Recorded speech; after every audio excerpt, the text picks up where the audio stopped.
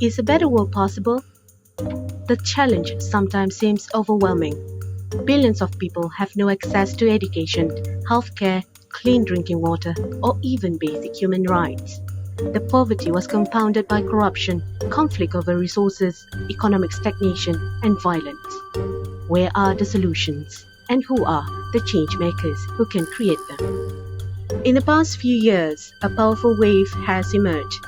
Young force finding the way to tackle the world's biggest problems that government and businesses alone have not been able to overcome. This revolution is led by social entrepreneurs, innovative people who respond to local problems, engage their communities, solving them, and accelerate change. They have lessons to offer us, all about the power of our own potential.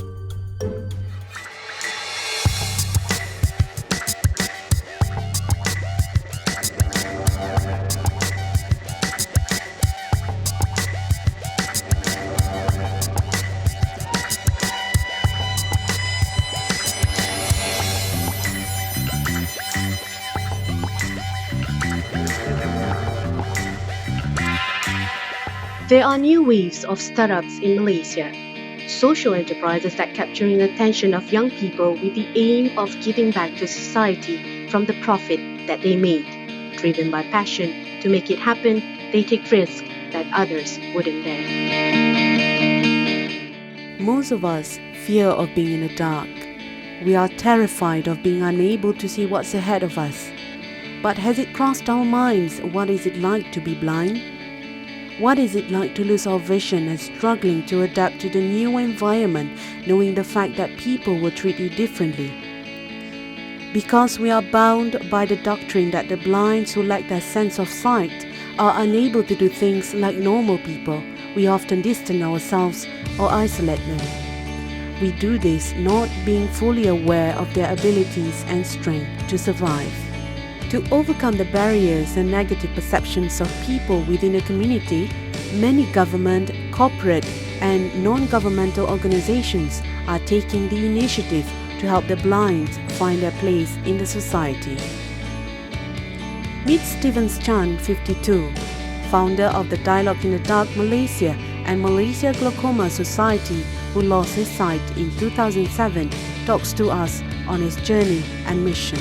I'm Steven Chan, age 52 now, married to one wife, born and bred in Kuala Lumpur. I was a very active business consultant after leaving the banking industry back in the early 90s, I guess. Dialogue in the Dark was founded in Hamburg, Germany in 1988 by Dr. Andreas, who had lost his eyesight in a car accident. For more than 10 years, it toured throughout the world as a traveling exhibition in places like museums or as a special event in a fair or festival. Since then, the exhibition has been turned into a franchise headed and owned by the brand owner Dialogue Social Enterprise. There have been exhibitions in more than 150 cities in over 30 countries in America, Asia, Europe, and the Middle East.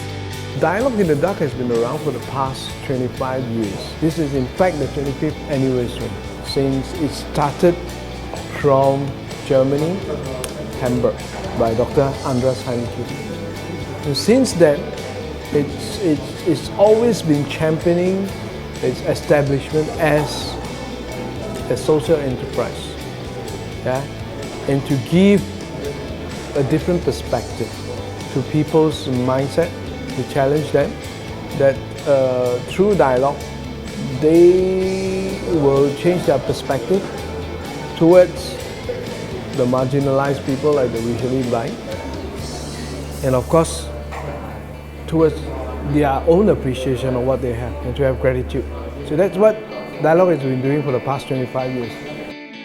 When Stevens was at the height of his career, he was challenged with the biggest trial in his life when he lost his sight. I was told I had glaucoma, which is, then later I found out it's an eye disease. that affects your optic nerve, and because I never thought I would have eye problem, because up to then I never wear spectacles. I've got close to perfect vision. So when the doctor told me that, of course, it was a big blow to me, because thereafter, surgery after surgery, over the next 5 years, from 2002 right until 2007, I had to fight now a different battle. Instead of fighting for money, and now I'm fighting to keep my eyesight. So of course, along the way, I had to close my business because I cannot serve my clients anymore. And that journey was really hard, was really tough, because my eyesight was slowly but surely diminishing. And by the time I was 45, woke up and look at my wife's face, I cannot see her anymore, completely dark. So I already knew that would happen one day. So when that came, I thought I was prepared, but no, I wasn't prepared at all. I refused to wake up. It was very hard for me, my wife, my family, friends. Started blaming everybody except myself, blaming God, blaming my wife, blaming family. After a year, I even thought of ending my life. Stevens decided to live with the fact that he has lost his vision, even though he struggled to accept it at first. He found a new calling in his life to prevent what had happened to him from happening to others. That's when he founded Malaysia Glaucoma Society, which led him to open the Dialogue in the Dark Malaysia. One day, I just don't want to blame myself anymore. I blame God or blame my wife. I just wanted to face reality. I had to go on. Thank God I found spiritual strength, and of course the continued strength of my wife. I was back on my feet, slowly going back to society.